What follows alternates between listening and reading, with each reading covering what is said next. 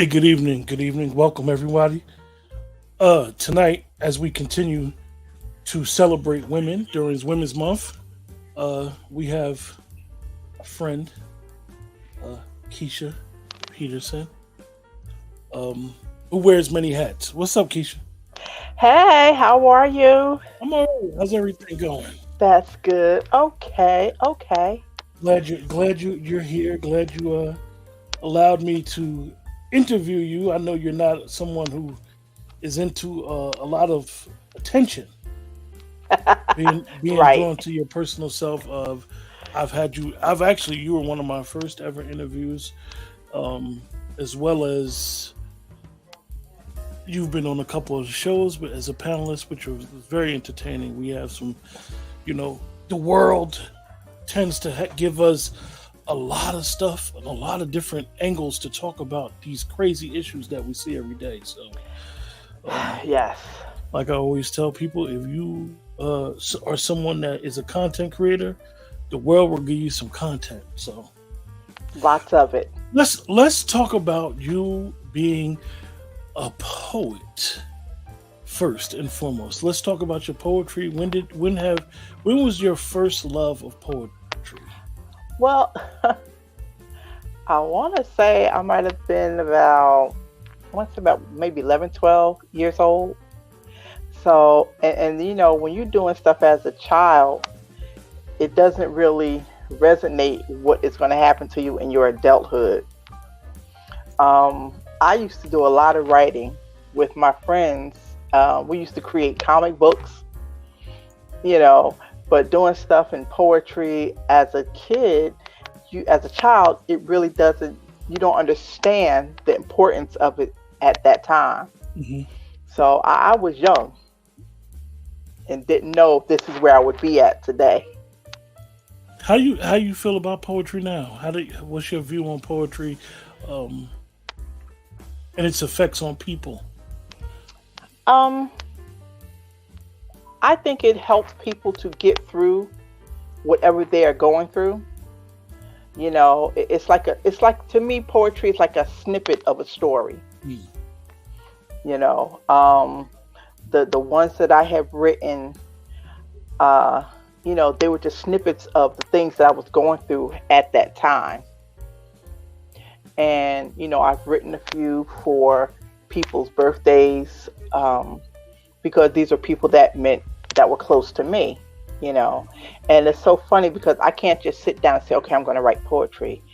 My poetry is really spirit led, whereas, and the funny thing is, I did a poetry thing of, I think it was 30 days of poetry years ago, and this is how I got my first book, Book of Poems, Volume 1. And because I had 16 poems, mind you, it said 30.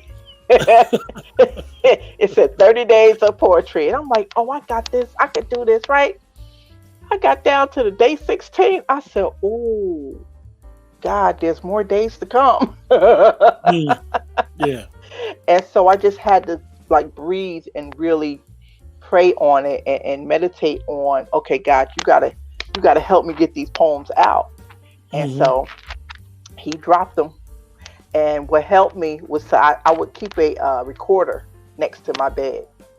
Because if I dreamt something, or if I'm laying down, or I'm walking and something drops in my spirit, boom, there it is. Because my memory is not like it used to be. So because your poetry is more spiritually based, are those the type of poets that you will read their poems as well? No, I read everybody's poems. I don't limit myself to spiritually based poems, because I mean, everybody writes with emotions, Hmm. because we are all spirits. We have spirits in us. So really, poetry is just a spiritual unction of what you're feeling. So I read all kinds of poems, poetry. I've listened to quite a few of the what is it, Poetry Corner, Yeah. Yeah. and I keep saying I'm a sign up.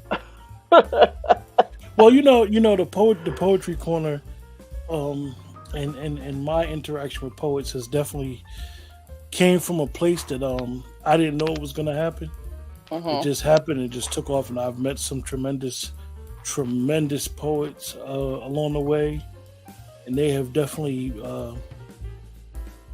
as one of the poets, her slogan is that they are the voice of the voiceless poets. And when you're talking about spirituality poetry, some people like erotic poetry, some people like empowerment poetry, Hmm. poetry which are healing, poetry that is aspirational. So I've heard the gauntlet, but it's very interesting that even though you may have different genres of poetry, each poet has a different sound, each poet has a different cadence and how Right. they go about with their delivery. So it's always interesting when I hear a new poet. You could be like, "Oh, he sound like such and such," and then you'd be like, "Oh, nah, he got his own little twist to it." So Right. that's always interesting. Hmm. So the poetry led to your first book. So how many? I know you're a self-published author as well. Yes. Yes. Now the poetry actually led to my first book of poems. My first book was Knowing When Enough Is Enough, My Guide to Building Your Self-Esteem. Now that book came about, I wasn't feeling too good about myself. Okay. Sometimes, we allow society to tell you who you should be, what you should be, instead of listening to what your heart is telling you who you are and who you should be. you know. And so that's where that book came about. My first book was Knowing When Enough Is Enough, My Guide to Building Your Self-Esteem, because I was done. I was tired of people telling me, oh, you're too big. Oh, you need to do this. Oh, you shouldn't wear that. You know what? Leave me alone. You know. So that book, that's where that book came about. Yeah, some people tend to be energy vampires, or they Yes. tend to be so dark at wherever they're in life that you literally it's a job with trying to keep that stuff away from you, and you wind up Yes. learning how to really navigate through this world by yourself because Right. a person can do it intentionally, but most do it unintentionally. And then they'll come and they'll suck all of you. They come in the room with you, and they ain't even got to say nothing.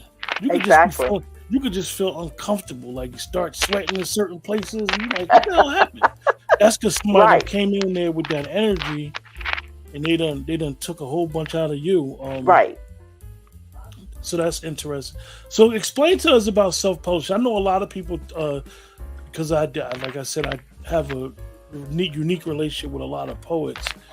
A lot of us don't understand how easy it is to self-publish, and then those of us, it's like we want to self-publish, and then we want somebody to help us, but you don't want to pay the person to help you. But you're saying you're a self-publisher, but you're going to the person for help. What is the pros and cons you would say from for a person that's self-publishing? Okay. Well, self publishing, because you asked me a question before. Self publishing, I have one, two, three, four, four books that I have self published. Um, but I have, that's four, five, six, seven, eight, nine, 10. Actually, 10 books that I am a part of. One, two, three, four, five I am a co author of. And then there's one that I am the compiler of. And what a compiler is, I have other co-authors Hmm. under me in the book. And that is actually my second I Am Who God Says I Am book. And that one is Living My Life on Purpose. Now, self publishing, like you said, self publishing is easy. I say that now because of the years I have in it. When I first did it, I was like, I can't do this. And I thank my brother friend. He was like, Peterson, you can do it. He said, I encourage you to go through self-publishing first as opposed to traditional. Of course, traditional publishing, you have to pay this company to do that. You got to pay that person to do the cover and all of that good stuff, editing, yada, yada. But self publishing, if you are determined to get this book done, you will take the time out to create your cover. You will take the time out to edit. You will take the time that it takes to format, and sometimes it is hard, but even if you get someone to help. Now, I'm a self-publishing coach. Now, what I do with that is I encourage you and I instruct you on the steps that it takes to edit, because sometimes people say, I don't have time. But we take out 9 to 5 to make somebody else money. I mean, I know that brings in the check, but what about the hours after the 9 to 5 to come? Take an hour to write, take 2 hours to write. It's all about our determination of what we want. So okay. It can be done. Yeah, because I know a lot of people that I've seen some people books, as we would say, get shelved, and then be like, "Oh, I'm an author, my book is coming out," and then their book don't ever come out, and you'd be like, "What the heck is going on?" And I know that some of the authors that I've been connected with, it's really them. They try to go back and edit it, re-go over it. Definitely if it's like a book where they used examples or people as like a part of their case study, their relationship with those people may have changed, or the information may have changed. So now, okay, what I was thinking about a year ago when I compiled this book is not the same now, because information and knowledge is basically fluid. So talk about your advocacy and ministry. Well, I and it's so funny that you say that. I actually am thinking about running for the Newark School Board. Really? And because there are some things that schools are just not like they were when we were growing up. Okay. And some things that I heard and I've seen that are going on in the Newark schools that I'm like, what is going on? When I was in school, this would have never happened, And so, I have a very, the students are, they touch my heart because I know that I once was a student, There's some things we didn't have to worry about people bringing guns to school. We didn't have to worry about getting stabbed at school. The only thing we had to worry about was getting jumped. And we had the books and stuff and the technology that we needed at that time that was available, and I feel that as time goes on, the students should be updated just as well, no matter what school district they're in. So Union shouldn't be learning better than Newark. The students in Newark are just as important as the students in Maplewood and in Union. So, and in my ministry, let's dive deep into to education, which is interesting because every time that a president is in office and they talk about budget cuts, the first budget cut that they all make is through the education. And like you said, the educational system in New Jersey is not what it used to be. CNN actually just came out with a report a couple days ago that more black families, particularly in New Jersey, are homeschooling. So,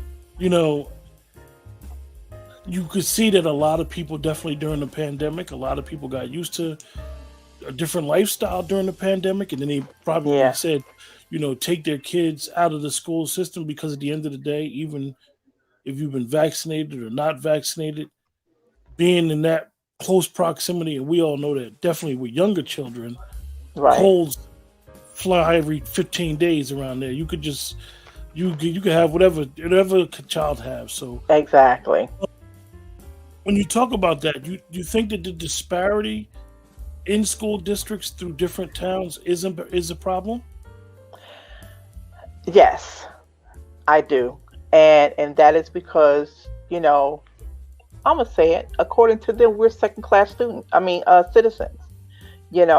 We aren't supposed to get what everybody else gets. So we have to fight a little bit harder to get not what they have, but what we deserve. you know.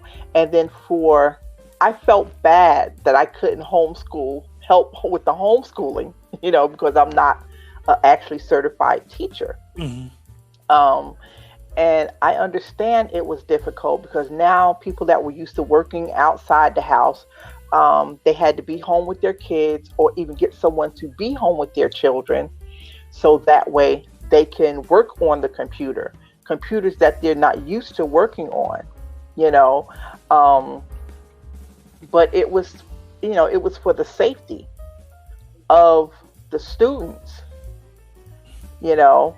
I mean, And I mean, I know that. I don't know about in the big cities. I know in smaller towns and municipalities, um, children, everybody has a Chromebook at least.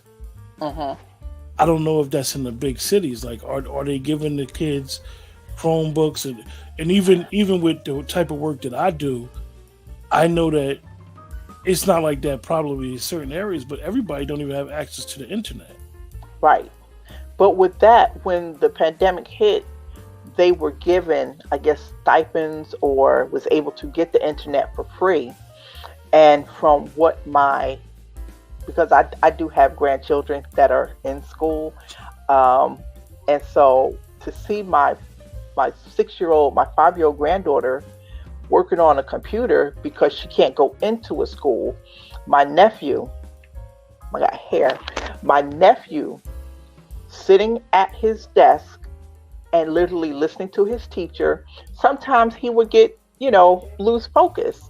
And okay, I'm tired of sitting here. I want to get up and jump around. But at such a young age, you have to be disciplined. To listen to your teacher and look at all your classmates on the Zoom call and not be distracted.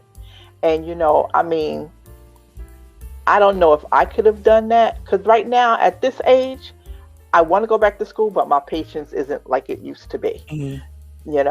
And but he did have a Chromebook, you know, and for some reason, it started acting quirky. So my sister and them, they had to get him his own actual laptop, Yeah, you know. I But find that I always with doing the podcasting and having so many people that I've came across with also from poetry to education of the power of the board. Even though it's an unpaid position, mhm, you know, a lot of times it's so much political influence on the board yes, that it sways board members, but board members literally are not, it's not illegal, but it could be a conflict of interest because the board members wield someone's position on their votes. And they mhm, just, if the influence from outside politicians is so strong and heavily involved, they could literally sway the board towards a political slant. So I always found that interesting. And sometimes, and you always need balance.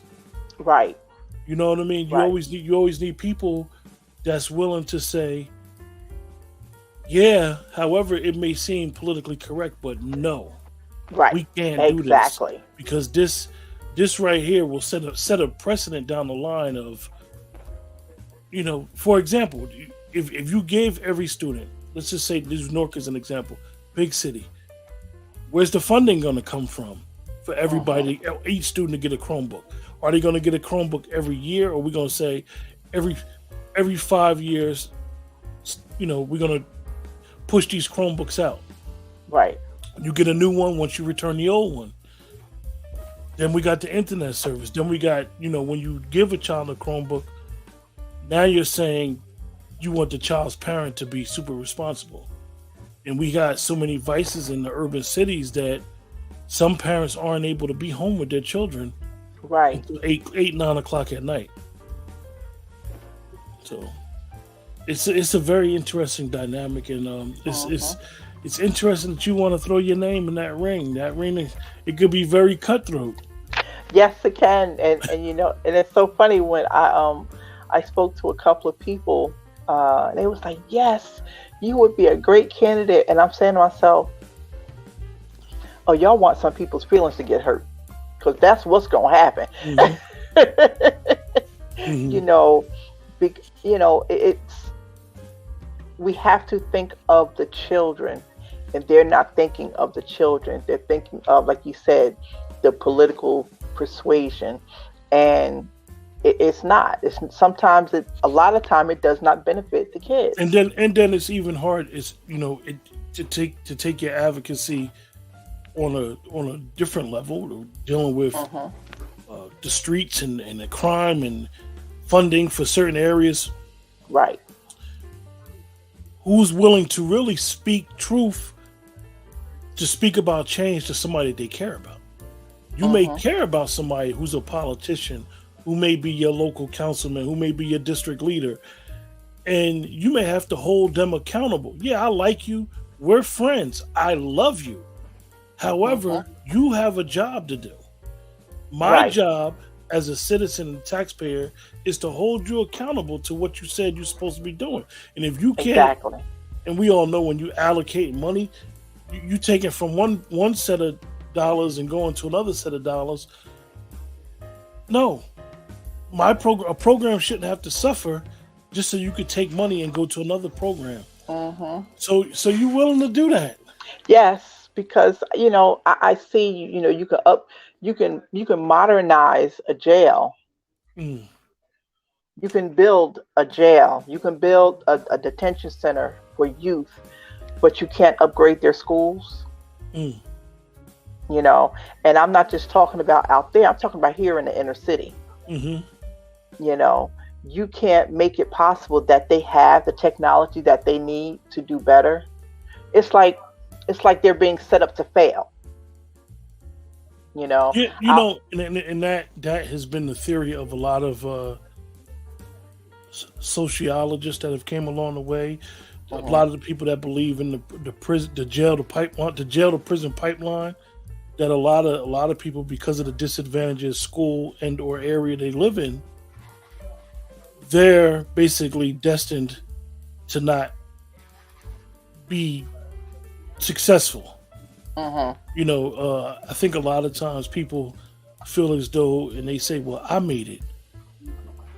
Just because you made it, you may be the exception. You may not be the law. Right. You know what I mean? And it's interesting that you said about that, is because where are we going with our educational system in America? Is our educational system, should it have a blank check? I'm gonna ask you, not as a person that may be running, as a person that would be voting. Do you think that the Mhm. Department of Education in this country should have a blank check? Good question. um, because, like I said, I think each child in each district, I think each district should get equal. Okay. And when I say equal, I mean like if you're going to give 2.5 million here, low number, you should give it there too and over here. So everybody will have the opportunity to get the same equipment. You know, if we need 5, 10 computers in this school, they can't get it because this school was allocated more money. Now they not only can get 10, but they can get 20 over here and really only need 5. Mm, Okay. mm. You I know, know. I know. Years ago, and everybody talks about it. Everybody jokes about it. When Mark Zuckerberg Mark Zuckerberg gave Mayor Booker $100 million. A lot of people wanted to know, like, what happened to the $100 million that he gave North Public Schools. mm. No, I'm not trying to throw no wrench, but No, we need no, no, we no. if this is what you want to do, and a lot of people that may be viewing the show want to do, we need to ask these questions. We need to hold elected officials accountable, definitely when they come into the realm of Board of Education, because Right. Board of Education is not supposed to be a political affiliation. Exactly. You know what I mean? But it is.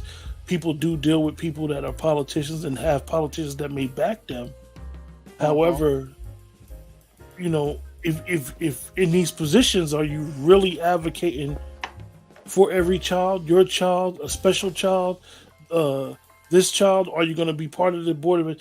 Like I noticed when we were younger, and you still see it now with the PTA. Mhm. The PTA is a great organization, but most people, once their child is out of school, they no longer deal with the PTA. Right.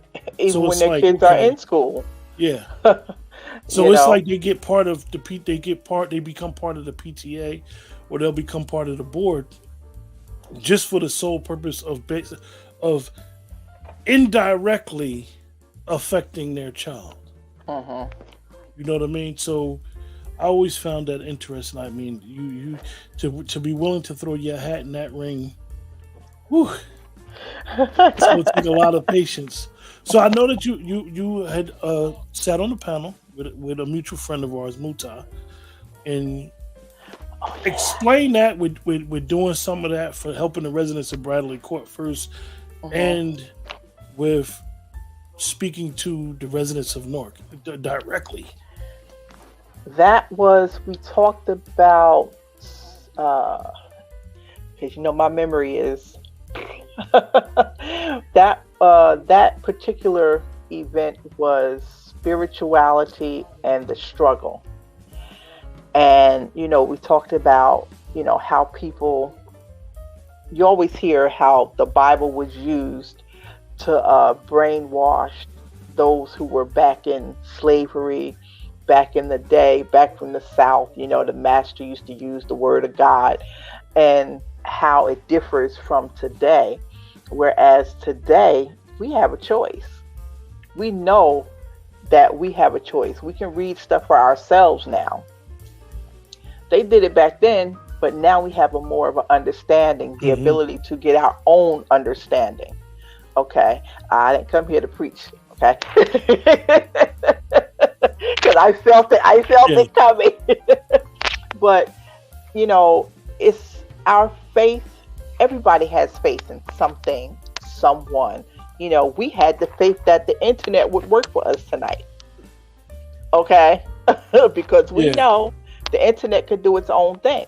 It's man-made. All right. Um, so it was. I enjoyed it, and it was so funny because Sheila Montague, she said, "Girl," she said, "you need to do another one of those things." She said, "Because I can't wait for you to really open up." That was like really one of my first in person panels that I've ever done. You know, um, and I didn't want to be, how can I say, bossy and try to take over. My niece called it that takeover spirit. Hmm. But it was the different panelists that was on there. We had a gentleman who was a Moor, and it was very interesting to learn how the Moors moved about and how certain things um, came about from the Moors.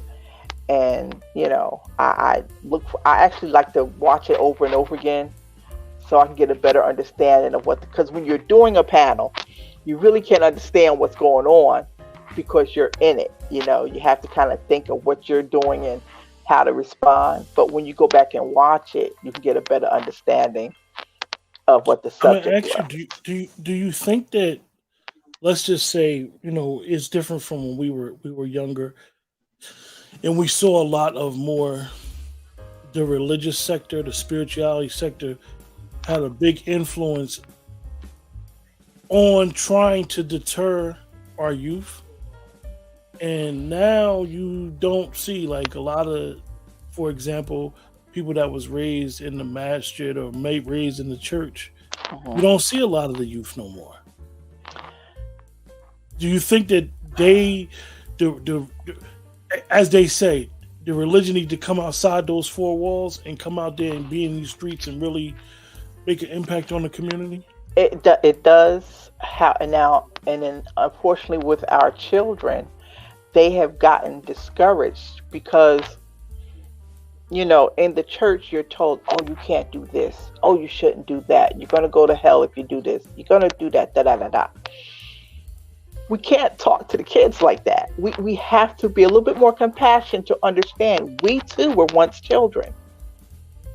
You know, we too once like to go out there and enjoy a nice party, have a little sip here and there, you know, and you can't force kids. The minute you force a child, that's when they go the opposite direction, you know. And so, and then not only trying to force them, but then they see you living foul.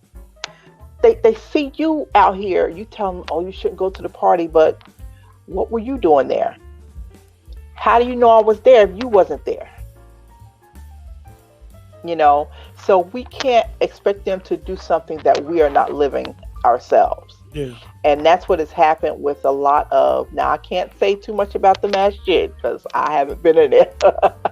But as far as with church, and the reason why, you know, all you see now is just the older people, you know. And sometimes you might see a young person here or there, but it's because we've chased the young folks out because we browbeat them with, well, the Word of God says, the Word of God says. He didn't say that we couldn't live. He didn't say that we couldn't enjoy life, you know. So, but that's why a lot of people, young people, that has gravitated away from the church, you know. Yeah, I always find that interesting to look at the dynamic, and then you get to our age, and you may be of those people where the youth talk to you. You Right. listen to youth. Everything is transition. Everything is fast Yeah. moving. They even process information different than we did. You could have a young man, probably 14, 15 years old, who sits in his room all day, and we were taught if you did that, you were lazy and didn't want nothing for yourself. Now that Uh-huh. 15-year-old nowadays could be on a computer making money just by playing a video game. Right. So I think a lot of times with parents is that you try to parent the way that you were parent or better, Uh-huh. instead of parent, and you have more than one child, parent according to that specific child's needs. Yes. You know, Yes.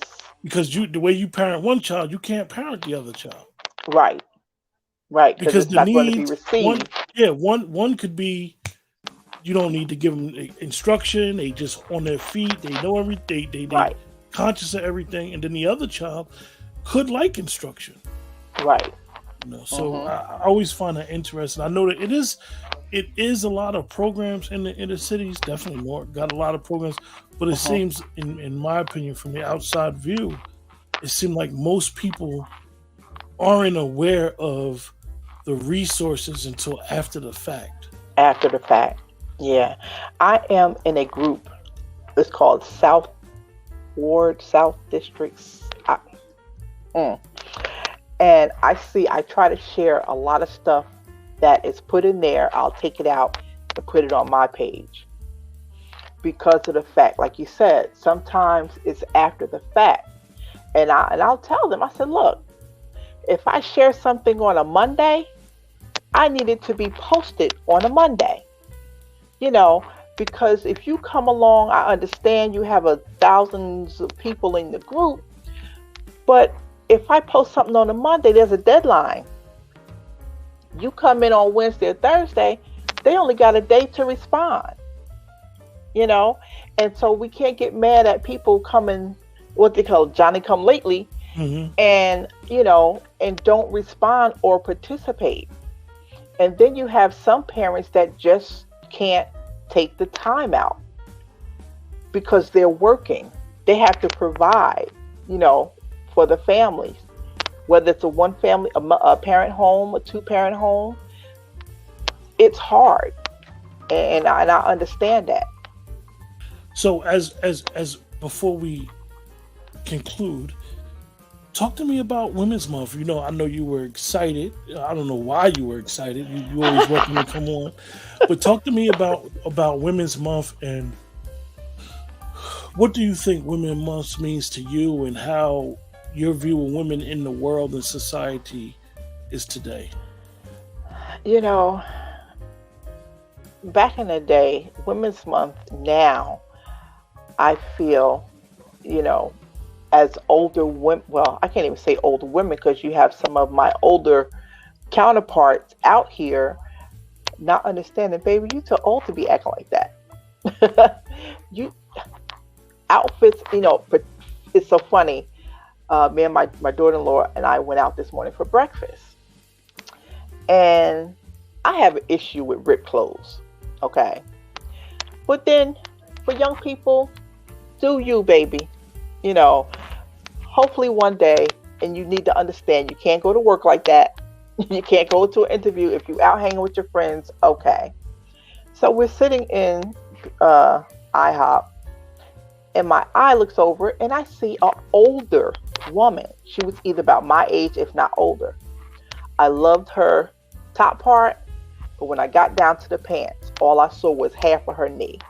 And I'm saying to myself, I understand some people don't have the necessary things that they may need, but in my heart, I'm like, sis, come on, we have to be an example for our younger ladies out here, you know, because we had examples growing up, not just the mothers in the church, but I was taught how to dress for an interview. I was taught what to wear to work, you know, not to be too revealing or too tight. That is stuff for behind the doors with your husband or whoever. You know, Okay.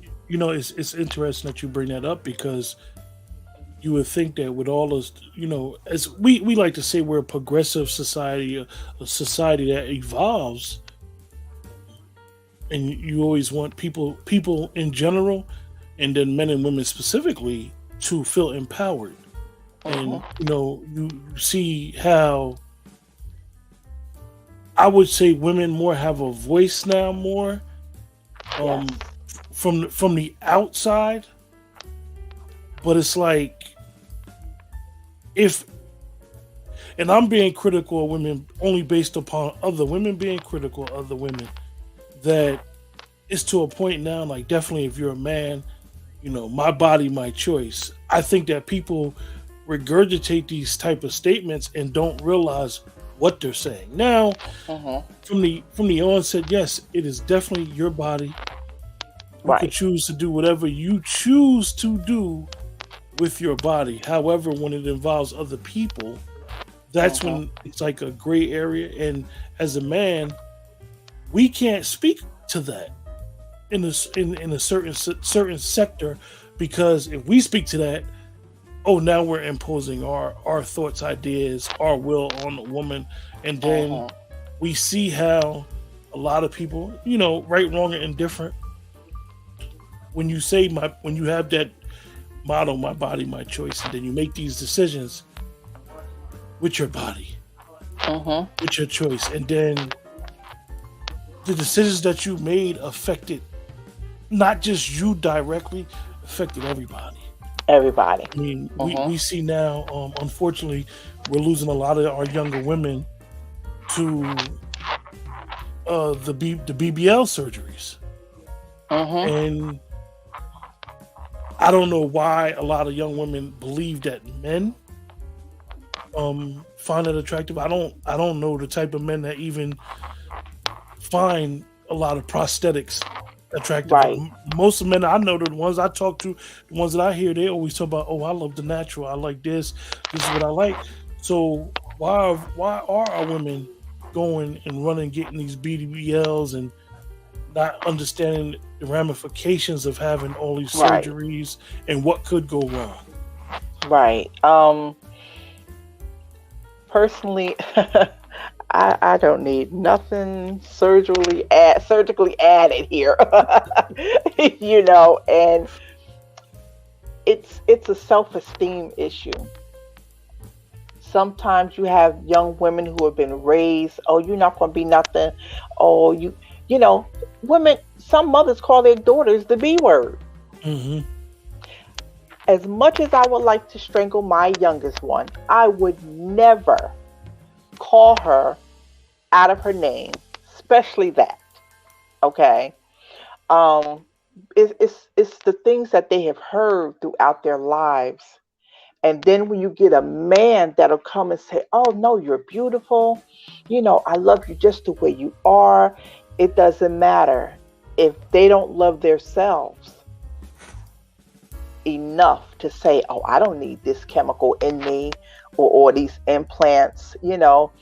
I'm good with an A cup or a negative B cup. You know, Yeah. and and then society. Oh no, you have to be a size 2, a size 6. But Keisha, the weird thing about it is you saw how, like I said, we believe that we're a progressive nation, a progressive people, and evolving where being a size 0, being a size 2 was like the thing. Now you see a lot of plus size women, that will Hmm. model, but not only model, but you will see, for example, with social media, because you control your algorithm, but sometimes you can't. So you'll see a person come to social media and they could be modeling their own clothes or doing something with Fashion Nova, right? Hmm. Now all of a sudden they got clothes on. And then you could see the progression with the more likes, the more attention they're getting, the less they're wearing clothes. Hmm. And it's like, Why? mm, It's like, why? You were beautiful when you had on that three-piece suit. You didn't have to come out here wearing a thong and see through everything, you know. yeah. And unfortunately, like I said, society.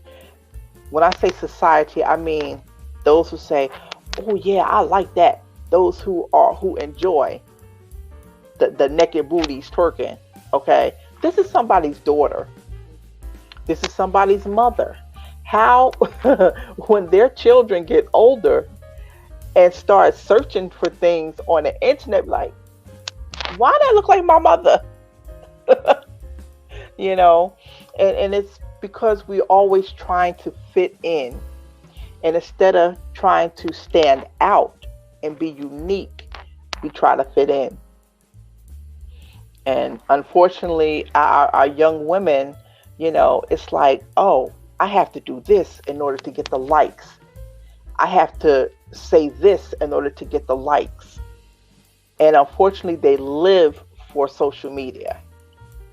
Mm.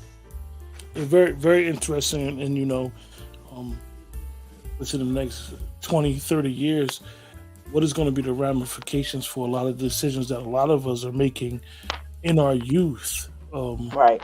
Where are we going with this? Like, because now it's the extreme on so many levels. Like I was telling someone earlier, because you have aspirations of being on the board, you have certain areas in the country where they're taking out history of the textbooks. Mhm. Then you have certain areas that are teaching our kids sex, like Mhm. outright. Not, me and you come from, you had health in ninth grade, you learned the egg, you took an egg home, you Right. treated the egg like that was your baby, and you learned sex education. Mhm. um Things like domestic violence. I'll never forget the one movie, The Burning Bed, a famous Yes. movie from the 70s that most of us seen. And now it's like a free fall of stuff, not just on the computer, but even with our education. In the So schools. our education school, like I said, based upon certain areas in the country, you're being deprived of real history, really what made this country what it is. And then if you're in certain schools, they may have some stuff going on at the school where you be like, I didn't even get a chance to teach my child about sexual education, and I was gonna wait till they start going through puberty, or I could see some puberty Right. in them. You know, y'all teaching them about sex and gender, and I ain't even bought a training bra for my daughter. Right. She Mhm. ain't had a. She ain't had a. she's never had a period, for lack of better Right. words. Let me do that. Let me, as the parent, be the educator. Exactly. So They come home telling you stuff, yeah, yeah, yeah, you know. yeah. And that's why I thank God that all of my kids, my children are grown. I don't know what I would do if my 5 or 6 year old grandchild came home and said, "Oh yeah, my teacher said it was okay for this to happen to me or that to happen to me." We're going to have a talk with that teacher. I was about to say something else, but I forgot we're on. Because Yeah, how dare you? it's You know, Keisha. It's really outside of the basic education, math, science, technology, where they teach math different than when we taught math. right. Outside of that, your parents nowadays have a lot of obstacles that they have to Uh-huh. teach their teach their child.